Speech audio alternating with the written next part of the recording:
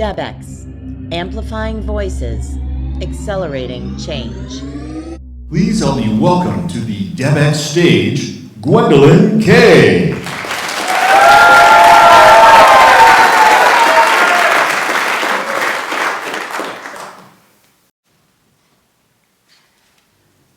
I'm 10 years old. It's late at night.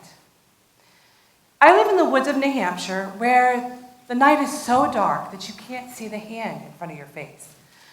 I'm sitting on the couch, and next to me are my mom and my siblings, and we're in our pajamas. I'm staring at the front door, and I'm terrified. My father is drunk outside on the porch yelling obscenities. Earlier that evening, my mother had locked the door so that he couldn't get in. Now, finding the door locked, my dad goes to the shed to get an axe, and he starts to chop his way into the front door. If you've seen The Shining, the scene is very similar. It's very similar to The Shining, absolutely. This was not the only time. So there were many times that my father was very violent, and I wondered if I would live to see the next day. I spent most of my childhood wondering if my father would kill my mother, if I would have to take the place and be the woman of the household, and maybe he would kill us all this time. Now, my father did pass away when I was 19, and that should have been a relief, but it wasn't. I had nightmares for years that he didn't actually die and that he was going to come back and kill us. For this 10-year-old girl, there was no hope.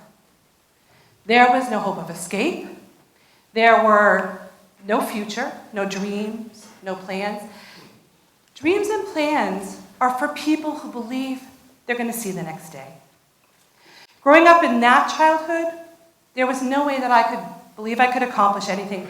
I was constantly told that I couldn't. I couldn't believe in a life that had joy or success because I'd never seen it and I'd never experienced it.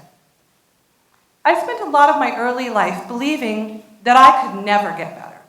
But eventually, I got really tired of living my life in dread and of letting my past keep me in loneliness and darkness.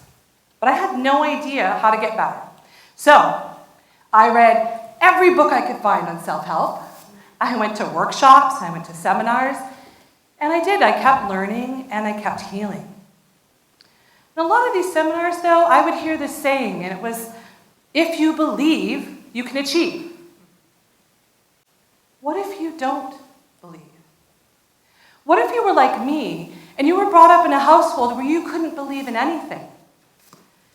That 10-year-old little girl could not have ever believed in anything. So, how did that 10-year-old little girl get from a dark night in New Hampshire to standing here on stage? Did she believe that she would be telling her story to hundreds of people? I'm here right now. I tell you, I still don't believe it. The truth that I've learned along the way is that you don't have to believe it to achieve it. That even if you don't believe it, you can decide, and you can do it anyway. So, if you think about your own life, isn't there something that you've accomplished that when you started out, you didn't think you could achieve it? Maybe you didn't believe that you could get married, or maybe have children, or get that new job, start that business. Have you ever had to encourage maybe a child, or even a best friend to do something that they didn't think that they could do? What I realized is that even though I didn't believe I could do things, I had decided what I wanted, and I kept deciding what I wanted, even though I didn't believe. And in that, I decided I could be happy. I decided I could travel. I decided I could get trained in hypnotherapy. I could decide, even if I didn't believe I could do it. And even if there didn't seem to be any way I could possibly accomplish it, I had to keep deciding. And I had to do it anyway. With this in mind, I signed up for one of those 5K fun runs. You know, the ones where they're throwing the colors and people are all happy and smiling.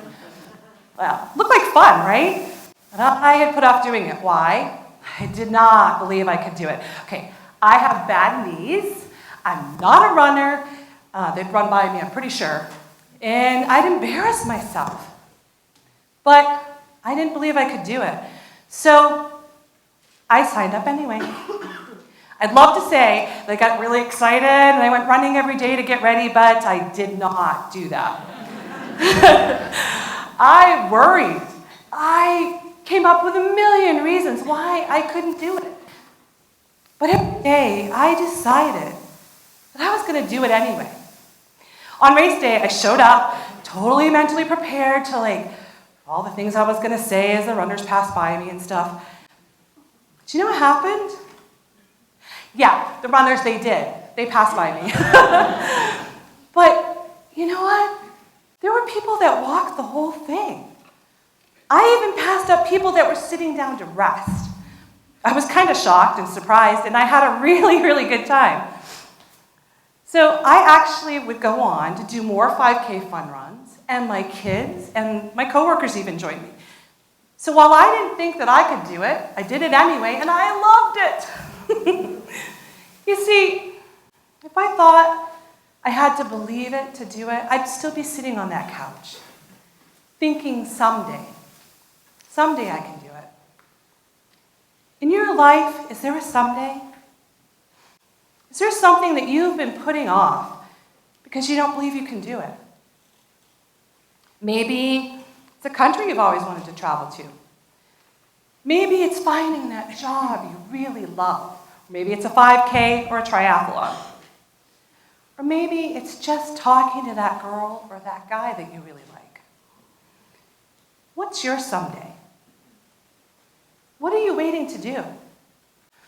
Maybe, just maybe, you can decide and do it anyway. Research in early psychology proved that the more that you believe that you can achieve a goal, the more likely that you are to achieve it. But the most recent research says you do not have to believe it. That by achieving small goals, you can learn to believe. Take my son, for example. He was looking for a job, but he was so discouraged because the jobs he'd had before had not worked out for him. He didn't believe that there was a good job out there. I asked him, "What do you want?" After telling me all of the things that he didn't want, I asked him again, "What have you decided that you do want in a job?" I had him write it down, and I reminded him every day of what he had decided, even if he didn't believe it. See, even though he didn't believe it, he kept looking, and he even passed up jobs that didn't fit with what he had decided. He found a job that was more enjoyable than he couldn't have possibly imagined. He decided, and he did it anyway, even though he didn't think it was possible. Now, our brains tend to focus on what we don't want. This is actually our brain's way of keeping us safe. But this way of thinking does not help us and can really keep us stuck. When we decide and we focus on what we do want, we increase the chances of achieving it. This can be explained by the Bader-Meinhof phenomenon. So this is when you focus on something and then all of a sudden you start to see it everywhere. Have you ever wanted to buy a car? For me, it was a Honda Pilot. I knew what I wanted. I wanted a dark color. Then I started seeing it everywhere. I even saw it in the parking lot at work, and I'm telling you, they were not there before. This is why it's important to keep deciding what you do want, because what you think more of, you get more of. So, decide what you want. Maybe you write it down in a journal, make a written list, make statements of what you do want. Aristotle said, choice, not chance, determines your destiny. Deciding what you want does not mean that you know how you're going to achieve it. It doesn't mean that you're not afraid. It doesn't even guarantee that you're going to succeed or fail, or that you believe that you can do it. It means that you decide and you do it anyway. So what do you want? Whether you believe you can have it or not. I'll leave you with a quote from Napoleon Hill. Do not wait. The time will never be just right. Start where you stand and work whatever tools you have at your command, and better tools you'll find as you go along. Thank you.